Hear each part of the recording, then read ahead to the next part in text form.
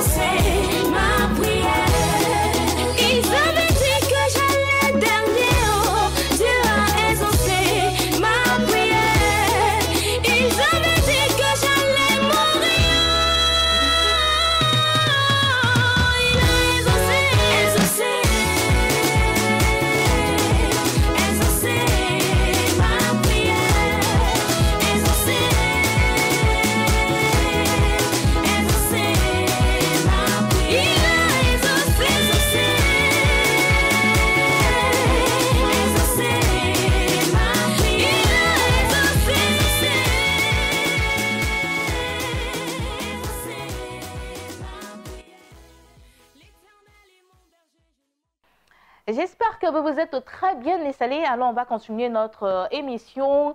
Nous allons faire place à notre consultant de ce jour, le pasteur Oyua Bertrand. Il était là la semaine dernière avec Gisèle Blessing sur ce même plateau. On va se ressasser de l'enseignement qu'il nous a donné. C'est parti. Bien-aimés de la chaîne Bénie, nous sommes heureux de vous retrouver dans le cadre de Rectificatif. Nous continuons toujours à parler de la louange et de l'adoration, un ministère très important, ministère du corps de Christ que le Seigneur a donné à l'Église et que tout un chacun, chaque chrétien est appelé à louer et adorer le Seigneur. Nous parlons depuis quelque temps des rôles et des acteurs dans la louange. Nous avons vu précédemment qu'il y a plusieurs intervenants de la louange, à commencer par les bergers, les leaders spirituels qui ont la responsabilité donc de conduire le peuple. Parce qu'en tant que berger, ils dirigent le peuple, c'est vrai, mais ils sont aussi les premiers conducteurs de louange. Donc nous avons dit que les leaders, les pasteurs, prophètes, évangélistes, docteurs, enseignants, tous doivent être les premiers modèles en ce qui concerne la louange et l'adoration. Donc être eux-mêmes des modèles qui louent, qui adorent, qui célèbrent Dieu, qui battent des mains et qui peuvent ainsi entraîner le peuple de Dieu de la louange. Ensuite, nous avons parlé du peuple, donc de tous ceux qui viennent au culte le dimanche ou pendant les temps de célébration. En semaine, nous venons pour célébrer Dieu. Nous sommes appelés à louer le Seigneur. David a dit, il a mis dans ma bouche un cantique et une louange à notre Dieu. Et nous croyons que chaque chrétien est appelé à célébrer Dieu. La Bible dit louer l'Éternel pour que tout ce qui respire loue l'Éternel. Donc, nous avons dit que lorsque nous venons à l'église le dimanche, chaque personne doit se préparer et se dire que je viens pour célébrer Dieu. Je ne viens pas assister à un concert. Je ne viens pas pour que le groupe musical ou la chorale ou le groupe vocal puisse louer à ma place. Voilà, la louange n'est pas, on ne peut pas la substituer. Ça veut dire que le groupe de louange ne peut pas faire la louange à ta place. C'est ta responsabilité de louer l'Éternel. Parce que si tu respires, alors tu as cette injonction, tu as aussi ce ordre-là de pouvoir louer l'Éternel. Et le troisième groupe que nous sommes en train de voir maintenant, ce sont les chantres. Les chantres, ceux qui interviennent dans le ministère de louange. Donc, musiciens, choristes, vocalistes, tous ceux qui interviennent dans cette grande corporation des chantres. Et vous devez comprendre que la corporation des chantres est très vaste et nous devons comprendre comment elle fonctionne. Et je dis aux chantres que notre responsabilité est de conduire le peuple dans la louange. D'abord, je vais définir simplement ce que c'est qu'un chantre. Un chantre, c'est quelqu'un qui a reçu de Dieu un appel pour conduire le peuple de Dieu dans la louange, l'adoration. Donc, le premier appel du chantre, c'est vis-à-vis de l'Église. Donc, même si j'ai un talent pour chanter, ainsi de suite, j'ai un appel, ce n'est pas d'abord pour faire une carrière, ce n'est pas d'abord pour faire des concerts et tout ça. Non. Le premier mandat que j'ai en tant que chanteur, c'est d'apporter des louanges à Dieu, une louange à Dieu. Donc, les chants dans l'équipe de louanges, que vous soyez vocaliste, choriste, musicien, votre premier travail, c'est de pouvoir amener le peuple à célébrer Dieu, à louer Dieu. Et donc, cela demande, c'est une œuvre spirituelle. La louange étant spirituelle, le ministère de louange étant spirituel, souvenez-vous qu'il est important pour chacun de nous, donc, de comprendre que c'est un travail spirituel qui demande un appel, qui demande une vie consacrée, qui demande, parce que nous sommes sur l'autel, nous sommes à la chair, les chantres détiennent presque 50 à 70% souvent des temps de louange. Et vous êtes d'accord avec moi que quand vous prenez un culte, ne serait-ce que le modèle du culte du dimanche, les chants sont au début, ils sont au milieu, ils sont à la fin. Donc, et c'est valable même pour la vie même de la communauté. Tous les programmes, que ce soit les mariages, que ce soit les temps de célébration funèbre et toutes ces choses, les chants sont là. Ils sont presque en griffe omniprésents. Donc, du coup, être chante n'est pas un jeu. Être chante va au-delà juste d'une performance. Être chante, c'est tout un sacerdoce. Donc, nous voulons encourager tous ceux qui exercent dans le ministère de chantre. Si vous êtes musicien, si vous êtes choriste, vous êtes lead, vocaliste, quel que soit le domaine dans lequel Dieu vous a qualifié, vous devez comprendre que c'est une œuvre spirituelle et qui demande une préparation spirituelle et qui demande les mêmes exigences, je dirais, que quelqu'un qui est appelé à être un serviteur de Dieu. Donc les chants doivent le réaliser. Vous avez eu un niveau d'exigence spirituelle qui est aussi valable que celui des serviteurs de Dieu. Voilà pourquoi les chants doivent se consacrer, les chants doivent être soumis, les chants doivent être humbles, les chants doivent connaître la parole de Dieu, les chants doivent être assis parce que le ministère de louange n'est pas basé exclusivement sur nos performances techniques, sur nos performances vocales, mais surtout basé sur la parole. Et je vais terminer avec ce verset de Colossiens. L'apôtre Paul dit, je vous exhorte, et il dit, instruisez-vous par des psaumes, des hymnes, des cantiques spirituels. Dans Colossiens 3,16 et dans Éphésiens 5, nous avons ces différentes instructions d'être enseignés par la louange, par l'adoration. Nous continuerons dans notre prochaine séance. Que Dieu vous bénisse. J'espère que vous avez pris note de tous ces conseils que notre consultant de ce jour a donnés. Nous partons à présent pour souffler un temps soit peu en musique. On va revenir avec Espace Annonce.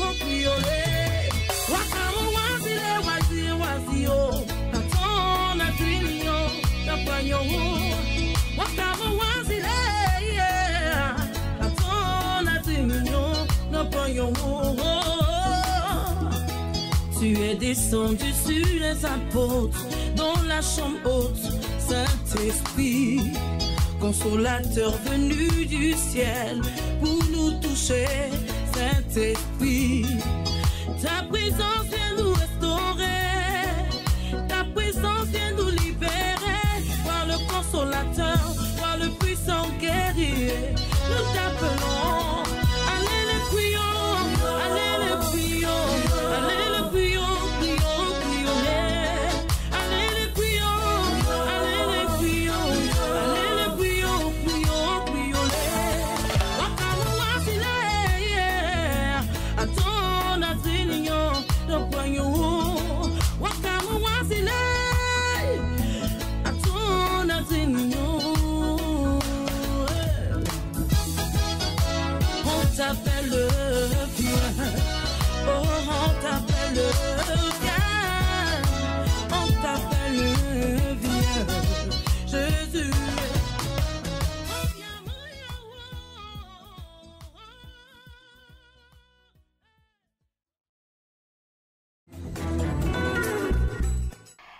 annonce à présent, nous sommes avec Maman Béni Akpa. Elle est là au nom du MIFEV, entendez par là, le ministère d'intercession des femmes de valeur. Nous parlons de 40e édition de ce ministère-là et cette fois-ci, ça sera à Abengourou. Bonjour Maman Béni. Bonjour. Comment ça va? Tout va bien, merci. D'accord. Alors, comment ça se passe dans la ville d'Abengourou, cette 40e édition? En tout cas, tout est en train de se mettre sur pied. Tout va bien, on va dire que tout va bien. D'accord. Voilà. Et comment les femmes d'Abengourou doivent se préparer pour... Déjà, même elles sont en train de se préparer. La ville est en ébullition actuellement. Toutes les femmes sont debout. Toutes les femmes sont prêtes à recevoir l'équipe du MIFEV. D'accord. Alors, ici, on va se donner rendez-vous pour le samedi 27. À partir de 14 h. D'accord. Ça sera où exactement? Ça sera dans le quartier qu'on appelle l'Obicro, dans l'église Foursquare. D'accord. Donc, toi, femme qui est à l'écoute de cette émission, tu as un petit problème qui te fatigue dans ton foyer. Ça peut être un problème d'enfantement, ça peut être même un problème de mariage, parce qu'il faut que tu rentres là-dedans. Tu t'appelles aussi problème de travail. Oui, effectivement. Voilà. En tout cas, beaucoup de choses. Il y a des mots qui te fatiguent. Viens à la 40e édition du MIFEV qui aura lieu le 27 août. Voilà. Oui. Donc, ce samedi, voilà, le samedi prochain au 15. Voilà, donc on va lancer un message à toutes ces femmes qui nous regardent actuellement. Oui, shalom à toutes les femmes d'Abengourou, shalom à toutes les femmes qui sont dans les villes aux alentours de la ville d'Abengourou. J'aimerais vraiment lancer ce vibrant appel. Le MIFEV, vraiment, c'est un ministère qui n'est plus à présenter. Le MIFEV, c'est le ministère d'intercession des femmes de valeur. On prie pour celles qui ne se marient pas. On prie pour celles qui n'enfantent pas. On prie même pour celles qui sont dans le foyer, mais qui souffrent, qui traversent des moments difficiles. On prie pour celles qui sont sur le point d'être divorcées. On prie pour tout ce qui concerne la femme. J'aimerais parler à toutes les femmes là qui sont à Abengourou. Je sais que déjà, vous êtes en ébullition, vous êtes déjà pressés de nous recevoir. Nous aussi, on est pressés de vous rencontrer. Alors, toi qui traverses les moments difficiles, regarde, le thème dit, femme, tu seras l'exception à la règle. Je ne sais pas quelle est la loi qui a été dite dans ta famille. Je ne sais pas quelle est cette loi-là qui t'interdit d'enfanter. Je ne sais pas quelle est cette loi-là qui a dit que toi, tu ne peux jamais voyager, tu ne vas jamais sortir d'Abengourou. Ils ont dit qu'il y a une malédiction dans la famille qui a dit que toi, là, tu ne peux pas te marier. Tu vas faire des enfants de pères différents et tu vas venir t'asseoir au village. J'aimerais parler à cette femme-là qui me regarde bien droit dans les yeux. Maman, lève-toi. C'est le 27 de ce mois. Je parle à toutes les femmes d'Abengourou. Je parle à toutes les femmes d'Anibiloko, d'Ara, les villes qui sont aux alentours, les campements, les villages. Sortez, venez nombreux, parce que Dieu va se manifester dans votre vie. Le Seigneur dira un seul mot, une seule parole qui va détruire la loi, qui va briser la malédiction. Si on t'a dit que toi, tu ne dois pas te marier, à ce programme-là, une seule parole te sera donnée et à partir de là, tu vas rentrer dans les lieux du mariage. À partir de là, tu vas commencer à expérimenter la gloire de Dieu. À partir de là, tu vas voir ce que Dieu est capable de faire dans ta vie. Ce n'est pas encore fini pour toi. Quel que soit l'âge que tu as, maman, lève-toi seulement, viens à ce programme et tu verras que le Dieu du MIFEV est capable de te relever de la poussière pour te faire asseoir à la table des grands.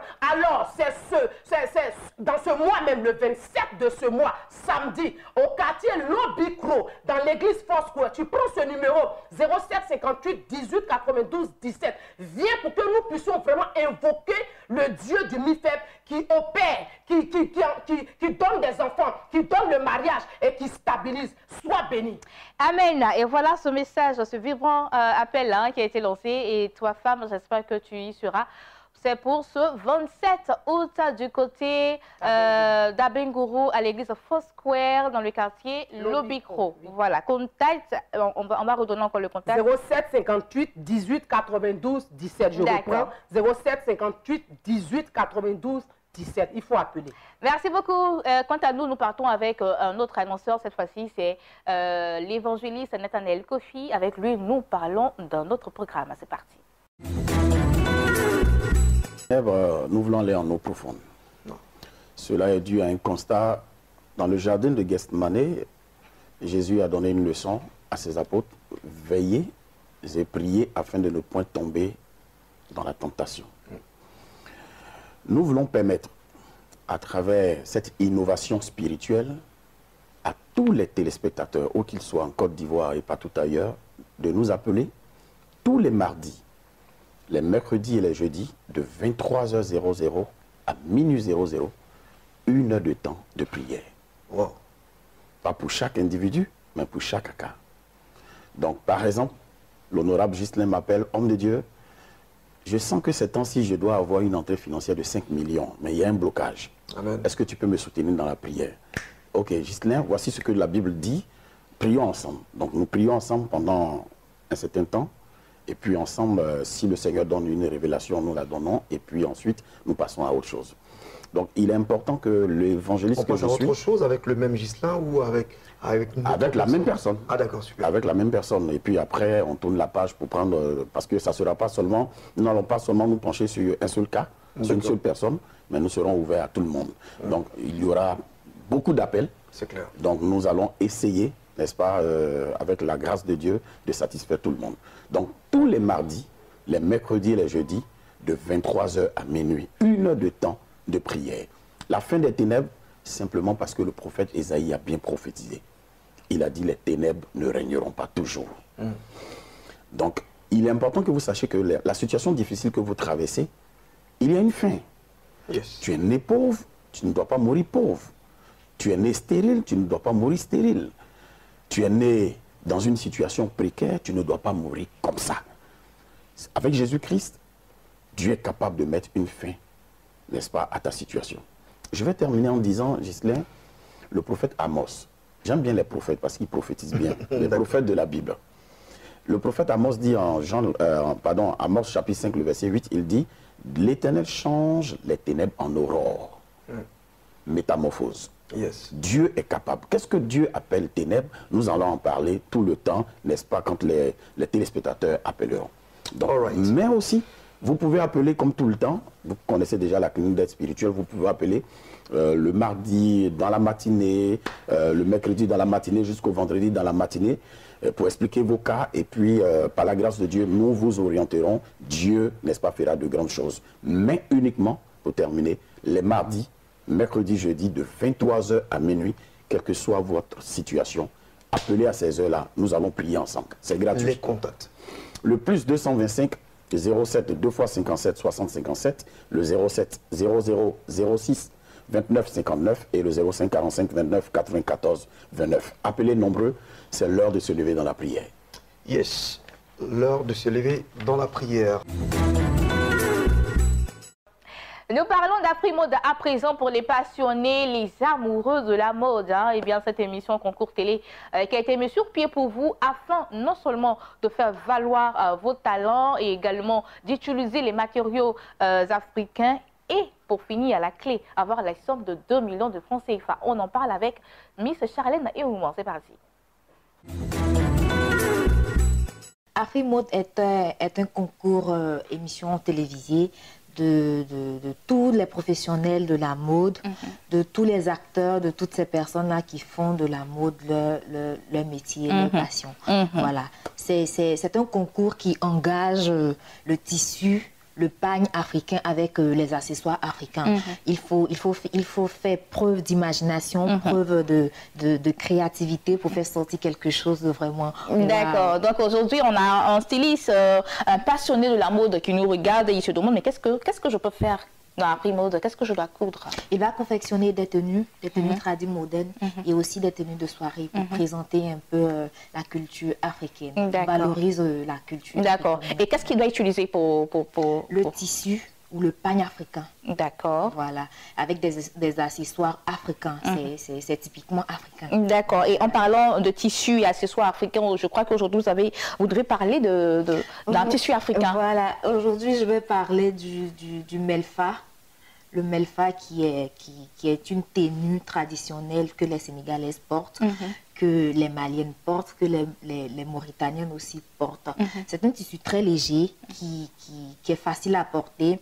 Et quand elles le portent, elles enroulent ça de la tête aux pieds parce que à la base, le melfa veut dire couvrir en arabe. Donc, c'est clair qu'elle se couvre. D'accord. Donc, c'est un tissu qui est malléable. On peut l'utiliser pour confectionner des tenues traduites modernes, des tenues de soirée, des tenues de ville. C'est vraiment pratique. Et nos très chers participants n'auront pas de mal à utiliser ce tissu-là. D'accord. À côté de ce tissu léger aussi, il y a le lépi. D'accord. Le lépi qui qui est un tissu emblématique de la Guinée-Conakry. D'accord. C'est un tissu qui représente les peuls. Voilà. Il est aussi très léger. Il est fait à base d'écorce de bois et de matière végétale pour la teinture. La couleur de ce pagne-là, c'est l'indigo. On le confond souvent avec le pagne indigo, mais ce n'est pas le pagne indigo.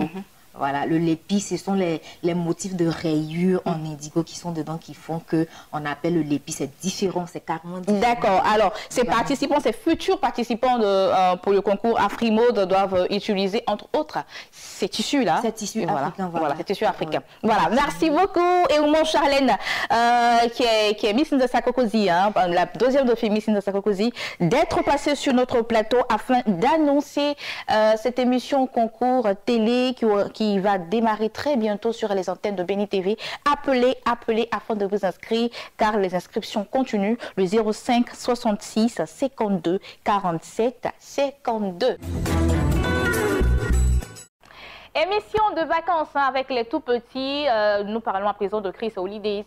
Il y a eu la première manche éliminatoire de Chris Holidays la semaine prochaine, le 23 août prochain, du côté de la Maison de la Destinée à la Riviera Bonhomme. Vous êtes tous et toutes invités à faire venir les tout petits afin d'y participer pour finir en beauté les vacances et ce dans la présence du Saint-Esprit. Alors nous partons avec ce spot qui annonce la deuxième manche éliminatoire. C'est parti. Christ Holidays, 3e édition, c'est reparti. Programme des manches éliminatoires. Deuxième manche éliminatoire, mardi 23 août 2022, sont en compétition les enfants de l'église Sema Yopougon Camp Militaire, du révérend pasteur Booussou Raymond, les enfants de l'église évangélique Réveil Côte d'Ivoire, Temple Jérusalem de Yopougon, de l'apôtre Ondri Benoît, les enfants de l'église Réveil International de Gonzague, communauté des amis de l'évangile du pasteur Bini Samuel, les enfants de l'église des souverains bergers Marcory, du révérend Aka Michel, tous à l'église La Maison de la Destinée, 6 à la Riviera Bonhomme, à partir de 14h pour célébrer le Seigneur avec nos tout petits. Infoline 07 47 14 83 70. Et voilà, c'est tout pour aujourd'hui. J'ai été très heureuse d'être des vôtres. Demain, vous serez en compagnie de Gisèle Blessing pour un nouveau numéro de ce magazine. Quant à moi, je vous dis que Dieu vous bénisse et vous pouvez aussi nous voir sur notre site internet www.beni.tv. Que Dieu vous bénisse.